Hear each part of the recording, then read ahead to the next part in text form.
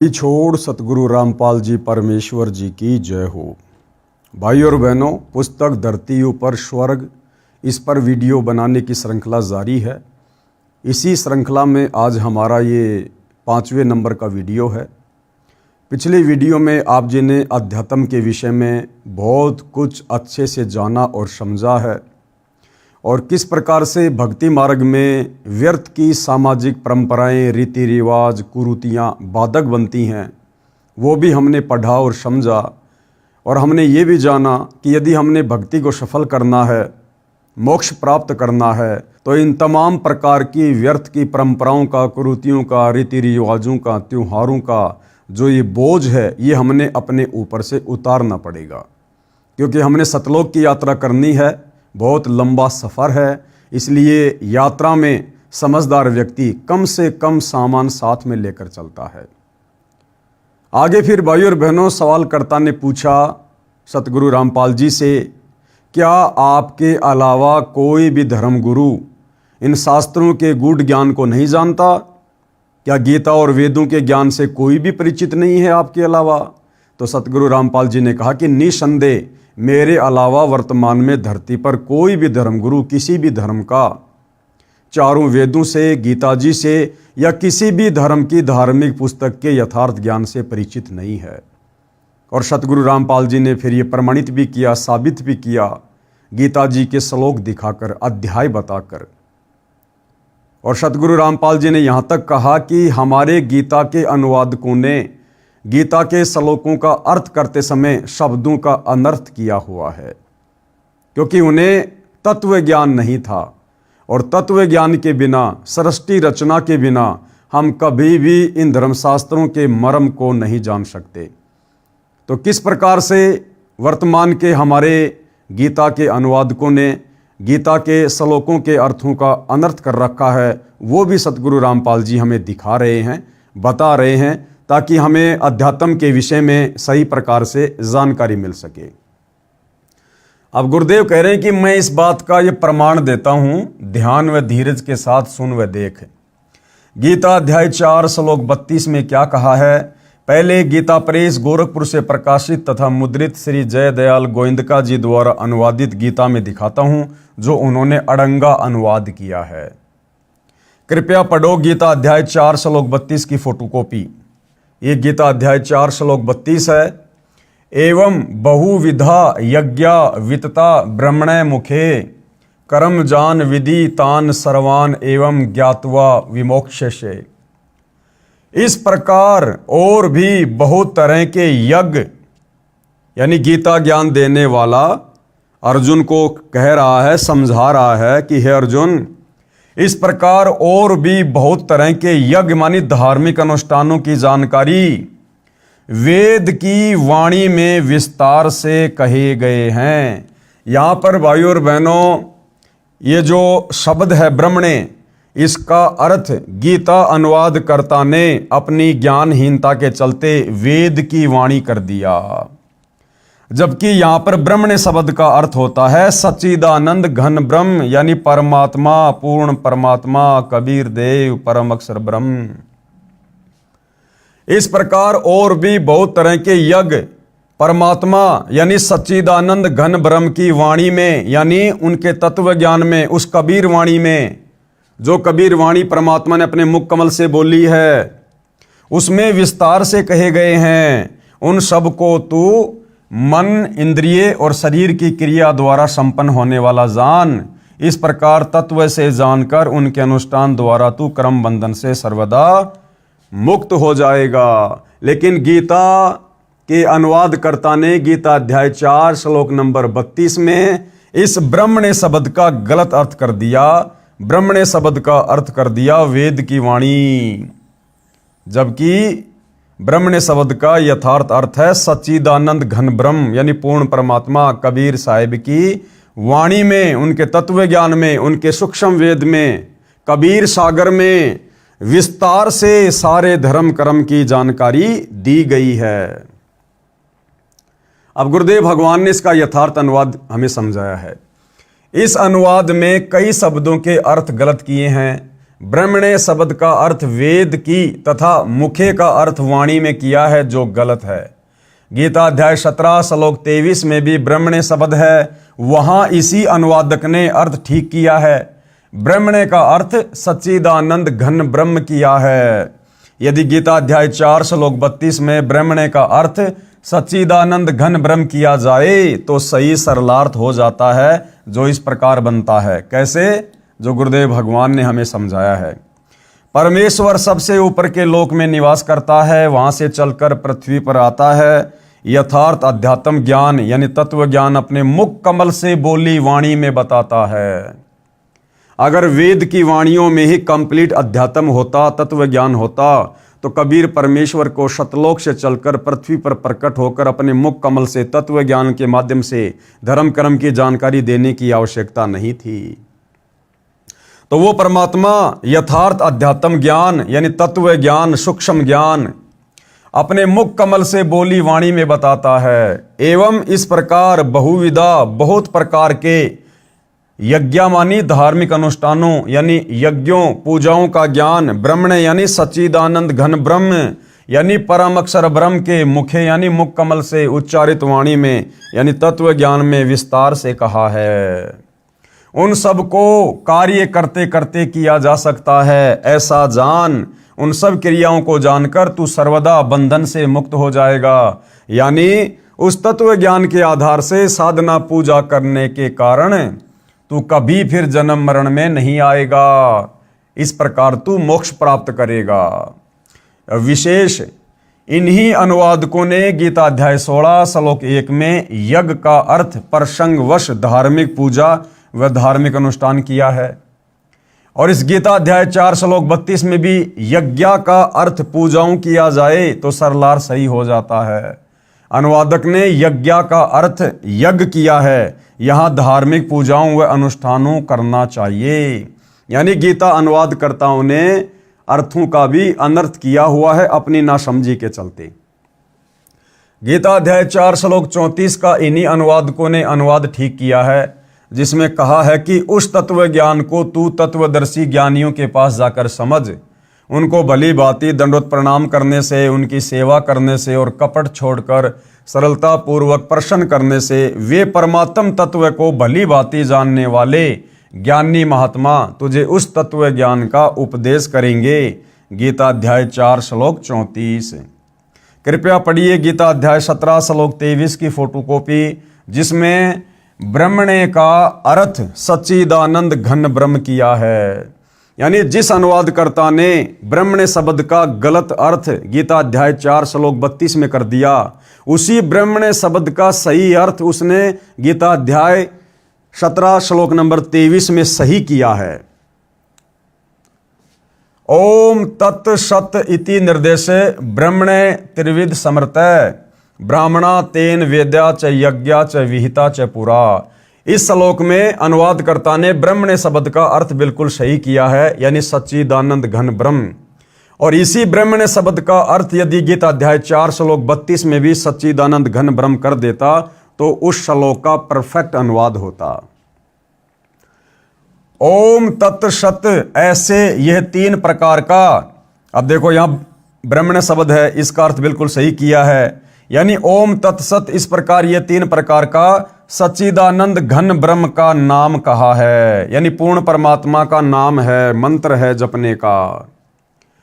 उसी से सृष्टि के आदि काल में ब्राह्मण और वेद तथा यज्ञादि रचे गए। विशेष इससे स्पष्ट है कि वह तत्व ज्ञान श्रीमद् भगवद गीता में नहीं है। यदि होता तो गीता बोलने वाला यह कह देता कि उस अध्याय में बोला है, वहां पढ़ ले।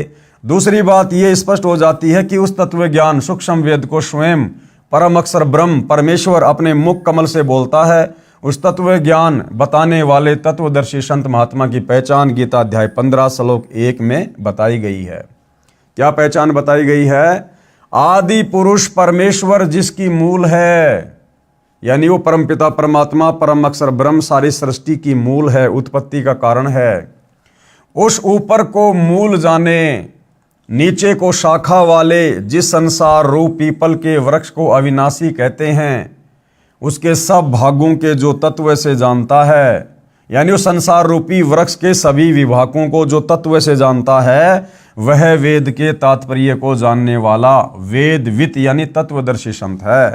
परमेश्वर कबीर जी सबसे ऊपर के लोक शतलोक में सशरीर चलकर पृथ्वी पर आए, अपने मुख से वाणी बोली जो सूक्ष्म वेद तत्व ज्ञान है। उसमें कहा है, कबीर अक्सर पुरुष एक पेड़ है, निरंजन वा की डार, तीनों देवा शाखा हैं, पात रूप संसार। अर्थात इस संसार रूपी वृक्ष का जो भाग धरती से ऊपर होता है वह तना तो अक्सर पुरुष है। यानी गीता अध्याय 15 श्लोक नंबर 16 में जो दो भगवान बताए गए हैं, क्षर और अक्षर। अक्षर पुरुष यानी जिसके पास सात संग ब्रह्मांड है, वो भक्ति रूपी पेड़ का तना है, और उसकी एक डार क्षर पुरुष जानो, यानी ये काल ज्योति निरंजन।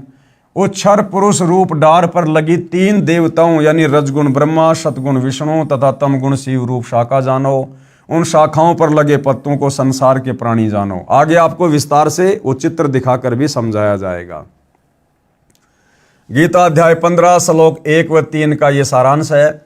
इससे यह स्वयं सिद्ध है कि कबीर जी सच्चिदानंद घन ब्रह्म यानी परम अक्षर ब्रह्म हैं। उनके द्वारा बोला गया ज्ञान तत्व ज्ञान सूक्ष्म वेद है। अधूरे ज्ञान के कारण आपको यह भी शंका होगी कि जड़ यानी मूल कौन है तथा अक्षर पुरुष और क्षर पुरुष का वहां कहां प्रमाण है।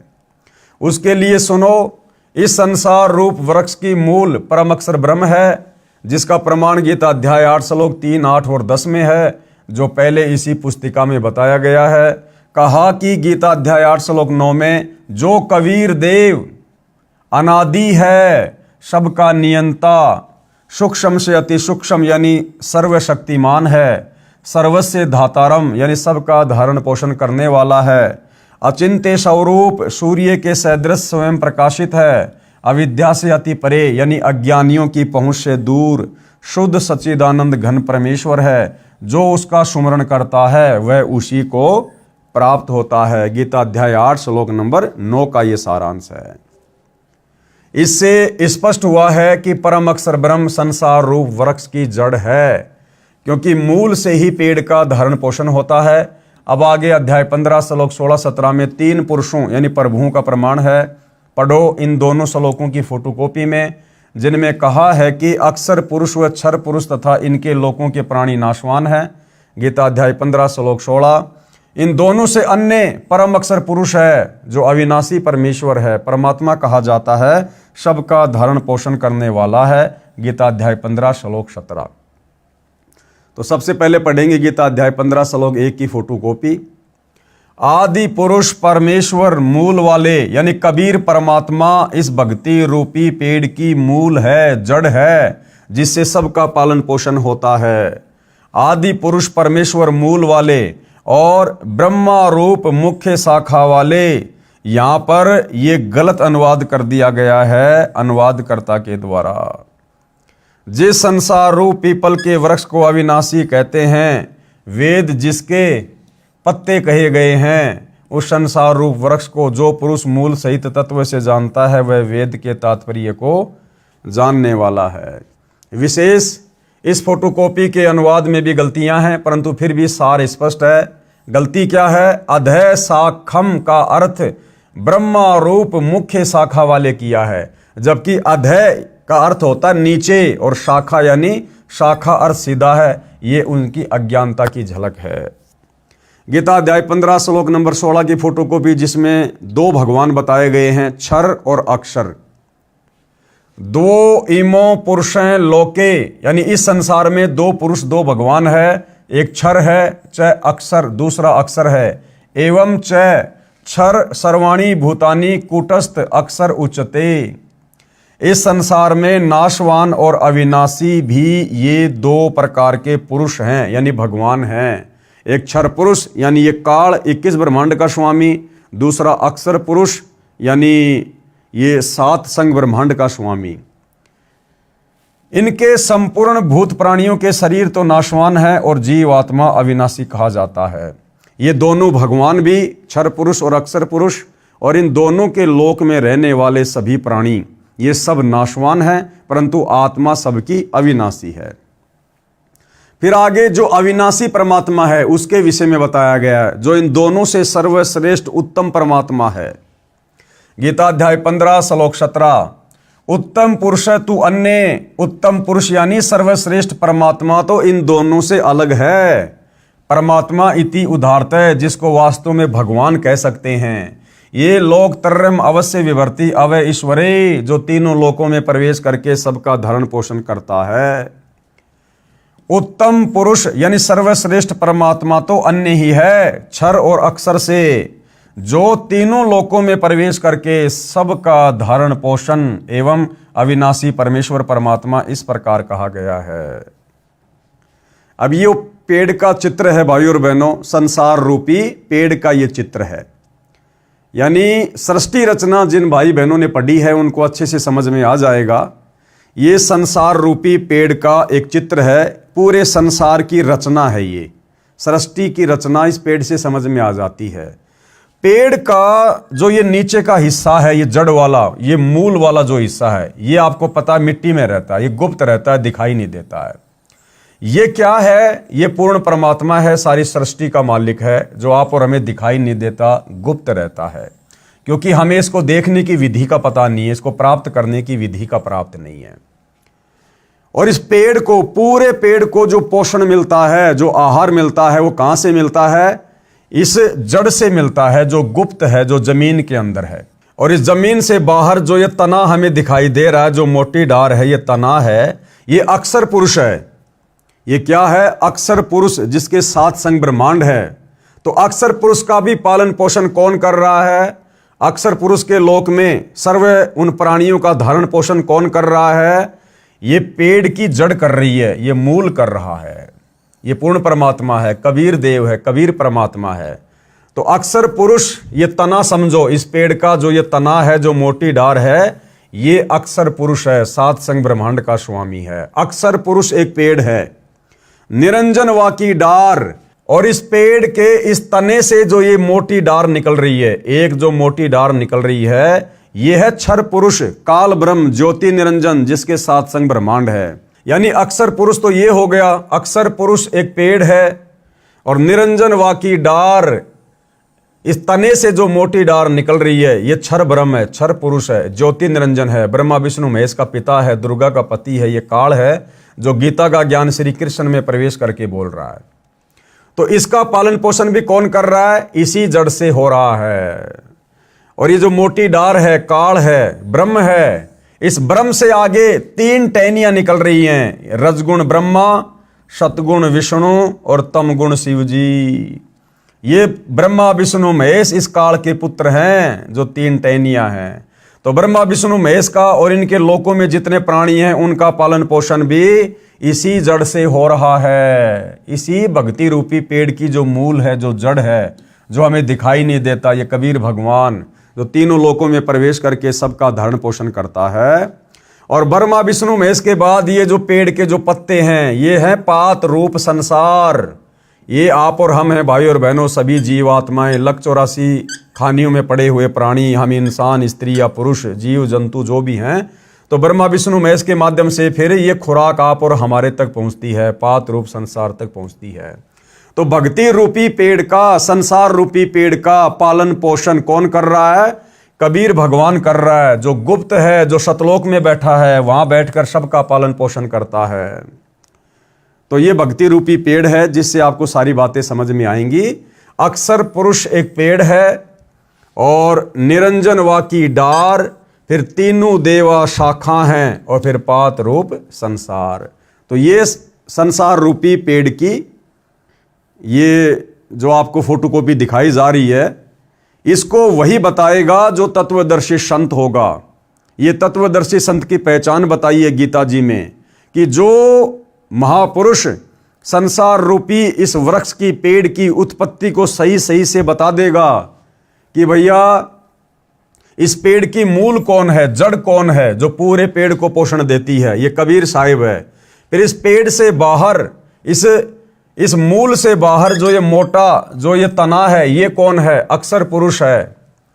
फिर इस अक्षर पुरुष से जो एक मोटी डार निकल रही है, ये कौन है? ये काल ब्रह्म है, ज्योति निरंजन है। फिर इस मोटी डार से आगे जो 3 टहनियां हैं, ये कौन है? ये ब्रह्मा विष्णु महेश है। और ये पात रूप क्या है? ये संसार है। हम सभी जीव जंतु हैं, प्राणी हैं, आत्माएं हैं। तो जो इसको सही प्रकार से बता देगा, इस कंप्लीट सृष्टि रचना को बता देगा, संसार रूपी पेड़ के सभी भागों को जो सही प्रकार से बता देगा, वो कौन होगा? तत्वदर्शी संत होगा। और तत्वदर्शी संत की भूमिका कौन निभाता है? स्वयं कबीर परमात्मा परम अक्षर ब्रह्म ही निभाता है, जो सही प्रकार से अपने द्वारा रची गई सृष्टि को समझा सकता है। आगे फिर किसी ने सवाल किया, आम हिंदू के मन में यह धारणा है कि संत रामपाल जी ब्रह्मा जी, श्री विष्णु जी व शिव जी की भक्ति छुड़वाते हैं, आप क्या कहोगे? तो गुरुदेव भगवान ने क्या उत्तर दिया? जैसा कि इस पुस्तिका के प्रारंभ में बताया गया है कि हम और मेरे अनुयायी सब धार्मिक व सामाजिक क्रियाएं शास्त्र विहित यानी शास्त्रों के अनुसार करते हैं। गीता अध्याय 16 श्लोक 23-24 में भी यही कहा है कि शास्त्र विधि को त्याग कर अपनी मर्जी से जो मनमाना आचरण करते हुए साधना करते हैं, उनको न सुख प्राप्त होता है, न कार्य सिद्ध करने वाली सिद्धि प्राप्त होती है, और न गति होती है। इसलिए शास्त्रोक्त कर्म करो, जैसा गीता अध्याय 15 श्लोक 1 व 3 तथा 16 व 17 में संसार रूपी पेड़ का उदाहरण बताया है। इस वृक्ष की मूल तो परम अक्षर ब्रह्म है, यानी कबीर देव है, और जो ये तना है ये अक्षर पुरुष है, अक्षर ब्रह्म है, और जो डार है वो मोटी डार कौन है? क्षर पुरुष, क्षर ब्रह्म है, काल है। और तीनों देवता रजगुण ब्रह्मा, सतगुण विष्णु, तमगुण शंकर, ये शाखा हैं, जो 3 जो टहनियां हैं, तथा जो पत्ते हैं वो संसार के प्राणी हैं। दास रामपाल दास ब्रह्मा विष्णु तथा शिवजी व देवी देवताओं का सम्मान करता है तथा धार्मिक कर्म शास्त्रोक्त करता है और करवाता है। इसी क्रम में भक्ति की विधि शास्त्रोक्त करनी होती है। जैसे कोई आम या पीपल आदि का पौधा नर्सरी से मोल लाए तो उसको अपने घर आंगन खेत बाग में रोपने के लिए गड्ढा खोदा, उसमें सब पौधों को मूल की ओर से यानी जड़ की ओर से गड्ढे में रखकर चारों ओर मिट्टी लगाई, फिर उसकी सिंचाई की, पौधा पेड़ बना, फिर उसका लाभ मिला। यदि कोई अनजान उस पौधे को शाखाओं की ओर से गड्ढे में रखकर मिट्टी लगाकर सिंचाई करे, क्या वह पेड़ बनेगा? कभी नहीं, नष्ट हो जाएगा। तो इस भक्ति रूपी पेड़ की ब्रह्मा विष्णु महेश तो शाखा है, शाखा। हमने शाखाओं की पूजा नहीं करनी, पूजा हमने पेड़ के जड़ की करनी है, सिंचाई पेड़ की जड़ की करनी है, जिससे पूरे वृक्ष को पोषण मिलेगा।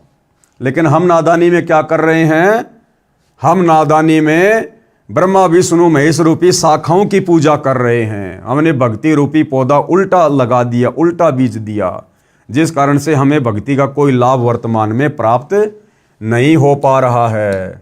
ठीक इसी प्रकार हम शास्त्रों में बताए अनुसार भक्ति रूपी पौधा रोपते यानी लगाते हैं, जो शास्त्र विधि अनुसार है, लाभदायक है। यानी गीता अध्याय 3 श्लोक 14 और 15 में भी स्पष्ट किया है कि अविनाशी परमात्मा यानी परम अक्षर ब्रह्म जो धार्मिक अनुष्ठानों में यानी यज्ञों में प्रतिष्ठित है, अर्थात उसी को इष्ट मानकर धार्मिक अनुष्ठान, पूजाएं, यज्ञ आदि करने चाहिए। कृपया देखिए सीधा तथा उल्टा बीजा रोपा हुआ भक्ति रूपी पौधे के चित्र तथा पढ़ें गीता अध्याय 3 श्लोक 14-15 की फोटोकॉपी। अब ये देखिएगा भाइयों और बहनों, इस भक्ति मार्ग को अच्छे से समझने के लिए आप और हमने किस प्रकार से भक्ति साधना करनी चाहिए। ये जो आपको पौधा दिखाया गया है, ये शास्त्र विरुद्ध साधना का है। जो शास्त्र विरुद्ध साधना वर्तमान में पूरा हिंदू समाज कर रहा है, जिसको करने के चलते हमें भक्ति मार्ग का कोई लाभ प्राप्त नहीं हो रहा। आप भाई बहनों ने देख लिया कि भक्ति रूपी पेड़ की जो जड़ है वो कौन है? वो कबीर परमात्मा है। यानी पेड़ को जो पालन पोषण मिलता है, जो आहार मिलता है, जो पोषण मिलता है, वो जड़ से मिलता है। यानी जड़ उस पेड़ का पिता है, उसका बाप है, जो उसको सारा आहार दे रहा है, जिसके बलबूते पर वो पेड़ फल फूल रहा है। तो हम भाई बहनों ने क्या कर लिया? हमने करनी तो थी जड़ की पूजा, यानी भक्ति रूपी जो ये पौधा है, हमने इसकी मूल की सिंचाई करनी थी, जल की सिंचाई करनी थी, हमने पानी डालना था, खाद डालना था जड़ में। यानी हमने साधना भक्ति पूजा करनी थी जड़ की। लेकिन आप और हमने अज्ञानता में क्या कर दिया, हमारे धर्मगुरुओं ने क्या करवा दिया, ब्रह्मा विष्णु महेश रूपी शाखाओं की पूजा शुरू करवा दी। यानी हमने भक्ति रूपी पेड़ को जमीन में उल्टा गाड़ दिया। हमने ब्रह्मा विष्णु महेश की पूजा करनी शुरू कर दी, हमने टहनियों की पूजा करनी शुरू कर दी। अब यदि कोई व्यक्ति आम खाना चाहता है, नर्सरी से आम का पौधा लेकर आता है, तो वो क्या करेगा, घर में आकर आम को कैसे लगाएगा, आंगन में वो गड्ढा खोदेगा। गड्ढा खोदने के बाद में पेड़ को वो टहनियों की तरफ से जमीन में गाड़ेगा या फिर जड़ को जमीन में गाड़ेगा। तो जाहिर सी बात है वो जड़ को जमीन में गाड़ेगा। लेकिन हमारे धर्म गुरुओं ने इस भक्ति रूपी पेड़ की जड़ को तो ऊपर कर दिया, और जो टहनियां हैं ब्रह्मा विष्णु महेश जिनके फल लगते हैं, उनको जमीन के अंदर ही गड़वा दिया। यानी ब्रह्मा विष्णु महेश की पूजा करनी शुरू करवा दी, जिस कारण से हमारा ये भक्ति रूपी पौधा सूख जाता है। हमें किसी प्रकार का कोई लाभ अध्यात्म का नहीं होता है। यदि हमने भक्ति रूपी पेड़ को सही प्रकार से लगाया होता, यानी शास्त्र अनुकूल सही भक्ति हमने की होती, तो भाई और बहनों आप और हमें इस भक्ति का पूरा लाभ मिलता। तो आज वर्तमान में पूरा हिंदू समाज भक्ति कर रहा है, मंदिर में जा रहा है, हर प्रकार से तीर्थों पर धामों पर व्रत कर रहा है, भंडारे कर रहा है, लेकिन कोई किसी प्रकार का लाभ उसके भाग्य में कोई परिवर्तन नहीं हो रहा है। यदि परिवार में किसी की मृत्यु होनी है तो हो रही है, किसी की अकाल मृत्यु हो रही है तो हो रही है, किसी के ऊपर संकट आ रहे हैं, दुख आ रहे हैं तो आ रहे हैं। क्यों? क्योंकि हमने भक्ति रूपी पौधे को उल्टा बीजा हुआ है। अब यदि हमने भक्ति रूपी पौधे को सही प्रकार से बीजना है, यानी शास्त्र अनुकूल भक्ति करनी है, तो क्या करना होगा, इस प्रकार से करना होगा भाई और बहनों। क्योंकि ये भक्ति रूपी पेड़ है, इसकी जो जड़ है वो पूर्ण परमात्मा है, कबीर साहिब है, जो तीनों लोकों में प्रवेश करके सबका धारण पोषण करता है। गीता अध्याय 15 श्लोक नंबर 17, उत्तम पुरुष तु अन्य परमात्मा इति उदारते ये लोक तरम अवश्य विभर्ति अवेश्वरे। तो ये भक्ति रूपी पेड़ की जड़ है, मूल है, यानी पूरी सृष्टि का मालिक कौन है, कबीर परमात्मा। तो हमने उस कबीर परमेश्वर जी की पूजा करनी चाहिए, अपना इष्ट मानकर कबीर भगवान की हमने पूजा करनी चाहिए। जब कबीर भगवान की पूजा करेंगे तो ये खुराक कहाँ जाएगी, ये पेड़ का जो ये तना है, जो जमीन से बाहर है, मोटी डार, जो अक्षर पुरुष है, ये खुराक यहाँ जाएगी। अक्षर पुरुष से फिर खुराक कहाँ जाएगी, ये काल है, जो मोटी डार है, ये काल है, क्षर पुरुष है, ज्योति निरंजन है, ये ब्रह्मा विष्णु महेश का पिता है, यहाँ जाएगी। और फिर इस डार से, यानी इस काल ब्रह्म से फिर ये भक्ति रूपी खुराक कहाँ जाएगी, इस मोटी डार से जो 3 टहनियाँ निकल रही हैं, रजगुण ब्रह्मा, सतगुण विष्णु, तमोगुण शिव जी, इन तीनों देवताओं के पास हमारा संस्कार जाएगा। क्यों? क्योंकि हमने पूजा किसकी की, पूर्ण परमात्मा कबीर साहिब की हमने पूजा की, शास्त्र विधि अनुसार हमने पूजा की, इष्ट मानकर। तो हमारे संस्कार बनेंगे, फिर हमारे संस्कार परमात्मा ऐसे भेजेगा अक्षर पुरुष के माध्यम से, फिर ये इस काल के पास आएंगे, काल से फिर हमारे संस्कार ब्रह्मा विष्णु महेश के पास आएंगे, और फिर इन्हीं टहनियों के फिर फल लगेंगे, और फिर हम पात्र रूप संसार, हम फिर इसका आनंद भोगेंगे, यानी भक्ति का लाभ उठाएंगे। तो हमने पूजा तो करनी चाहिए थी पूर्ण परमात्मा कबीर साहब को इष्ट मानकर, और हमारे नादान धर्म गुरुओं ने हमारे से पूजा शुरू करवा दी ब्रह्मा विष्णु महेश की 3 शाखाओं की। और यदि हम इन 3 शाखाओं को, जिनके फल लगते हैं, यदि हम इनको जमीन में गाड़ देंगे और सोचेंगे इसके आम लगेंगे, कभी नहीं लगेंगे, ये पेड़ हमारा सूख जाएगा। तो हमने इस प्रकार से शास्त्र अनुकूल साधना करनी पड़ेगी भाई और बहनों, तब जाकर हम अध्यात्म का लाभ उठाएंगे, हमारी मुक्ति होगी। गीता अध्याय 3 श्लोक 14-15 की फोटोकॉपी। संपूर्ण प्राणी अन्न से उत्पन्न होते हैं, यानी अन्न खाकर ही हम जिंदा रहते हैं। अन्न की उत्पत्ति वृष्टि से, यानी वर्षा से होती है, और वृष्टि किससे होती है, यज्ञ करने से होती है। और यज्ञ विहित कर्मों से उत्पन्न होने वाले हैं। विहित कर्म यानी शास्त्र अनुकूल साधना करने से।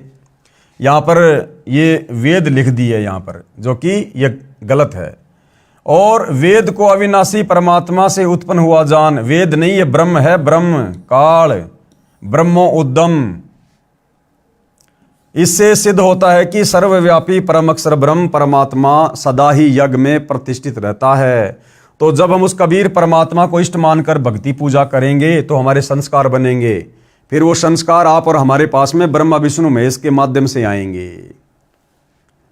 विशेष गीता अनुवादकों ने इन उपरोक्त श्लोकों के अनुवाद में भी ब्रह्म शब्द का गलत अर्थ वेद किया है, जबकि यहां पर ब्रह्म का अर्थ ब्रह्म ही रहना चाहिए, यानी काल, जिसका भावार्थ है कि सब प्राणी अन्न से उत्पन्न होते हैं, अन्न वर्षा से होता है, वर्षा शास्त्र विधि अनुसार किए जाने वाले यज्ञों धार्मिक पूजाओं से होती है, कर्म इस ब्रह्म यानी काल ज्योति निरंजन क्षर पुरुष से उत्पन्न हुए, तथा ब्रह्म को काल ज्योति निरंजन को तू अविनाशी परमात्मा, जिसका वर्णन गीता अध्याय 2 श्लोक 17, गीता अध्याय 8 श्लोक 3, 8, 10 में तथा गीता अध्याय 15 श्लोक 17 में है, उस परम अक्षर ब्रह्म से उत्पन्न हुआ जान। वही परम अक्षर परमात्मा यानी परम अक्षर ब्रह्म जो सर्वव्यापक है, कबीर देव यज्ञों में प्रतिष्ठित है, यानी इष्ट रूप में मूल रूप में पूज्य है। कबीर परमेश्वर जी ने सूक्ष्म वेद तत्व ज्ञान में बताया है कि कबीर एक साधे सब सदें, सब साधे सब जाए। यदि हम एक कबीर परमात्मा की पूजा करेंगे, भक्ति रूपी पेड़ की मूल की पूजा करेंगे, तो हमें सर्व लाभ प्राप्त होंगे। और यदि हम सबकी पूजा शुरू कर देंगे, उन पत्तों में पानी डालना शुरू कर देंगे, टहनियों में पानी डालना शुरू कर देंगे और जड़ में पानी नहीं डालेंगे, खाद नहीं डालेंगे, तो हमें कुछ भी लाभ नहीं मिलेगा। तो कहते हैं एक साधे सब सदें, पेड़ की जड़ की पूजा करने से पूरा पेड़ फलता फूलता है। एक साधे सब सदे, सब साधे सब जाए, और माली सींचे मूल को फले फूले अगाए। जो ज्ञानी आत्मा होगी, जो ज्ञानी भगत होगा, वो केवल मूल की पूजा करेगा, यानी मूल परमात्मा कबीर देव को इष्ट मानकर पूजेगा, तो भक्ति रूपी पौधा फलेगा फूलेगा, यानी भक्ति के सारे लाभ मिलेंगे, अंत में मोक्ष भी मिलेगा। अर्थात पौधे की मूल को मिट्टी में गाड़कर सिंचाई करने से पौधे के सब भाग, तना, डार, शाखा तथा पत्ते विकास करेंगे। एक के साधने से यानी एक की पूजा करने से सब सद जाएंगे। यदि पौधे को उल्टा रोप कर शाखाओं की सिंचाई करेंगे तो सब नष्ट हो जाएंगे, क्योंकि ये विधि गलत है। इसी प्रकार परम अक्षर ब्रह्म मूल रूप को इष्ट रूप में मानकर पूजा करेंगे तो सब देवता प्रफुल्लित बढ़ेंगे, यानी उनके पास हमारे धर्म कर्म शास्त्र प्रमाणित संग्रहित जमा हो जाएंगे। वे फिर हमारे कर्मों का फल हमें देते रहेंगे और बिना मांगे देंगे। गीता अध्याय 3 श्लोक 10 और 15 तक यही विस्तार पूर्वक बताया है कि शास्त्र अनुसार साधना भक्ति करके देवताओं यानी वृक्ष की शाखा रूपी देवताओं को बढ़ाओ। शास्त्रोक्त विधि से बढ़ाए हुए देवता तुमको बिना मांगे ही फल देंगे।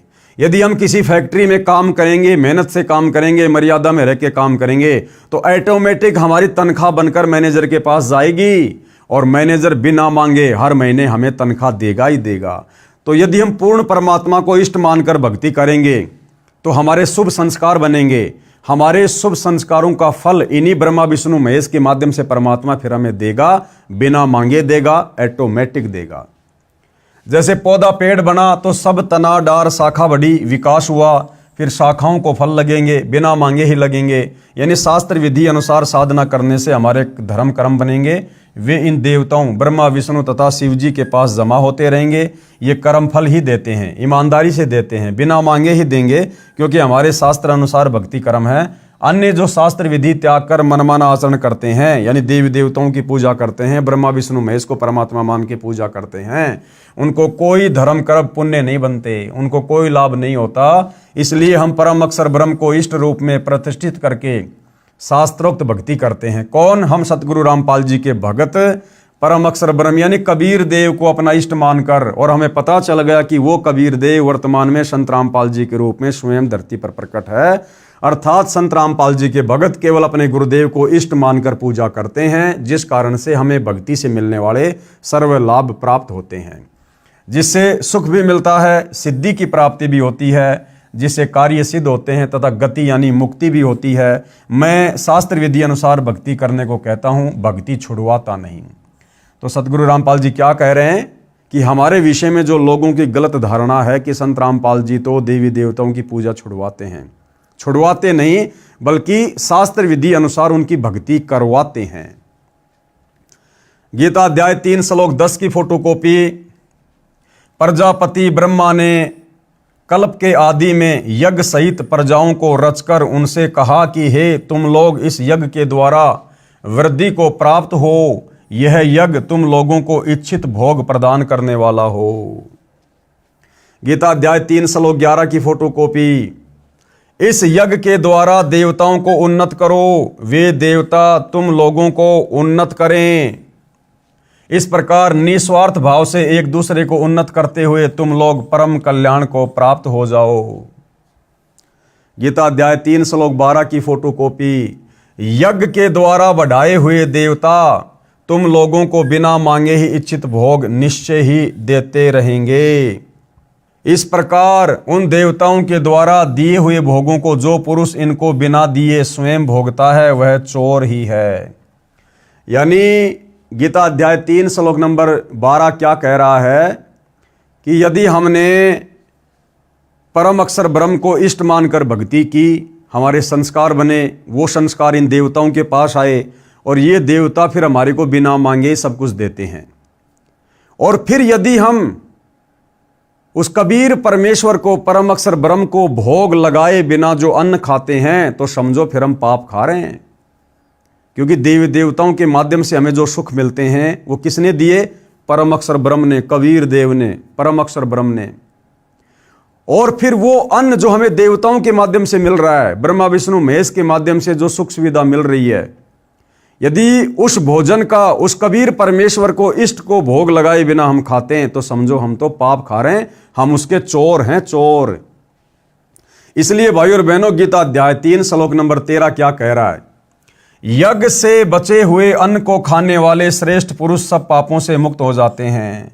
यानी जो साधक, जो भगत अपने इष्ट कबीर देव को भोग लगाकर फिर भोजन ग्रहण करता है, वो भोजन प्रसाद बन जाता है। उस प्रसाद को खाने से फिर हमारे पाप कर्मों का नाश होता है। और जो पापी लोग अपना शरीर पोषण करने के लिए ही अन्न पकाते हैं, वे तो समझो पाप को खा रहे हैं। तो भाई और बहनों, इस दुनिया में, पूरी सृष्टि में, वर्तमान में दुनिया को तो यही नहीं पता कि वो परम अक्षर ब्रह्म कौन है जिसको इष्ट मानकर पूजा करनी चाहिए, सारी सृष्टि का मालिक कौन है। और जिन थोड़ी बहुत आत्माओं को इस बात का ज्ञान है कि वो कबीर भगवान है, वे आत्माएं हैं सतगुरु रामपाल जी के भगत। अब सतगुरु रामपाल जी के भक्तों में भी 90% को ये नहीं पता कि वो कबीर परमात्मा वर्तमान में कौन है, कहाँ है, जिसको भोग लगाकर अन्न खाने से हमारे पाप कर्म का नाश होगा। तो वो दया केवल सतगुरु रामपाल जी की चंद आत्माओं के ऊपर हुई है। और वो आत्माएं हैं साध संगति से जुड़े हुए सत्सेवक भाई बहन। क्योंकि सतगुरु रामपाल जी के मार्ग में वर्तमान में 2 पार्ट हो चुके हैं, एक सतलोक आश्रम, दूसरे साध संगति से जुड़े भाई बहन। तो साध संगति से जुड़े भाई बहन प्रतिदिन अपने घर पर अपने गुरुदेव को इष्ट मानकर, पूर्ण परमात्मा मानकर, विधि विधान अनुसार भोग की आरती के साथ भोग लगाकर अन्न ग्रहण करते हैं। यानी वर्तमान में यदि पाप कर्मों का नाश किन्हीं आत्माओं का हो रहा है तो केवल साध संगति से जुड़ी हुई आत्माओं का हो रहा है। हे जेंटलमैन, इस प्रकार गीता को मेरे अतिरिक्त किसी ने नहीं समझाया। कौन कह रहे हैं? सतगुरु रामपाल जी, सारा विवरण देकर। क्योंकि किसी को ज्ञान ही नहीं है। मैं इसलिए कहता हूं कि मेरे अतिरिक्त कोई भी सही साधना करता और करवाता नहीं है। हम अविनाशी परमेश्वर परम अक्षर ब्रह्म की भक्ति इष्ट मानकर करते हैं, जो सबका धारण पोषण करने वाला है, जो गीता ज्ञान बताने वाले से अन्य है, जो पाप काटकर सुखी करता है। उल्टे लटके संसार रूप वृक्ष के चित्र को तथा उल्टे सीधे भक्ति रूपी पौधों के चित्रों को ध्यान से देखो, सब आसानी से समझ आ जाता है। विश्व के मानव से अनुरोध करता हूं कि सारा जहान इसी परमेश्वर की शरण में आए और परम शांति यानी पूर्ण मोक्ष को तथा सनातन परम धाम यानी सत्यलोक को प्राप्त करके सदा सुखी रहे। अधिक जानकारी के लिए निम्न संपर्क सूत्रों पर संपर्क करें। इस पुस्तिका को या अन्य पुस्तक ज्ञान गंगा, गीता तेरा ज्ञान अमृत व जीने की राह आदि को निःशुल्क मंगवाएं। SMS में अपना पूरा पता, फ़ोन नंबर लिखें, पुस्तक आपके घर पहुंच जाएगी। एक बार में एक पुस्तक के लिए SMS करना होगा, एक से अधिक एक SMS पर नहीं भेजी जाएगी। एक पढ़ो फिर दूसरी निःशुल्क मंगाओ। प्रचार प्रसार समिति बरवाड़ा, संपर्क सूत्र ये इनके मोबाइल नंबर हैं। धन्यवाद। सर्व मानव समाज का शुभ चिंतक रामपाल दास, शतलोक आश्रम बरवाड़ा, जिला हिसार, हरियाणा, भारत। तो भाइयों और बहनों, धरती ऊपर स्वर्ग पुस्तक पर वीडियो बनाने की श्रृंखला आज समाप्त हुई, क्योंकि ये छोटी छोटी पुस्तकें हैं, कोई 50 पेज की है, कोई 100 पेज की है, कोई 60 पेज की है। तो हम भगत भाई बहनों ने जो ये वीडियो बनाने की श्रृंखला शुरू की है, हमारा मकसद यही है कि हम भक्ति से दूर बैठे समाज को भी एक संदेशा दें, क्योंकि परमात्मा स्वयं संत रामपाल जी के रूप में धरती पर आए हुए हैं, प्रकट हैं, विद्यमान है। हम उनसे उपदेश लेकर शत भक्ति करके आत्मा का कल्याण करवा सकते हैं। जब तक इस गंदे लोक में रहेंगे, हमें सर्व सुख परमात्मा की मर्यादित भक्ति करने से मिलते रहेंगे। साथ में हम जितने भी भगत भाई हैं जो सतगुरु रामपाल जी के फॉलोवर हैं, हमें भी इन पुस्तकों के माध्यम से अध्यात्म के विषय में नई नई जानकारी मिलती रहे, क्योंकि बहुत सारी बातें अध्यात्म के विषय में पूज्य गुरुदेव भगवान ने सत्संगों में अपने मुख कमल से ना बोलकर इन पुस्तकों में अपने कर कमल से लिखकर छोड़ दी है। तो वो जानकारी भी हमें प्राप्त होती रहे, हमारा विश्वास भक्ति मार्ग पर बना रहे, और इसी प्रकार से हम मर्यादाओं के साथ गुरु को परमात्मा मानकर, ज्ञान को आधार बनाकर अपनी आत्मा के कल्याण के लिए निरंतर सत भक्ति मार्ग पर दृढ़ बने रहें। तो भाइयों और बहनों, आज इस पुस्तक के ऊपर वीडियो बनाने की श्रृंखला समाप्त हुई। अगली जो पुस्तक है उसका नाम है मानवता का हास तथा विकास। तब तक गुरुदेव भगवान हम सबको आज्ञा दें, आशीर्वाद दें, अनुमति दें। बंदी छोड़ सतगुरु रामपाल जी भगवान की जय हो।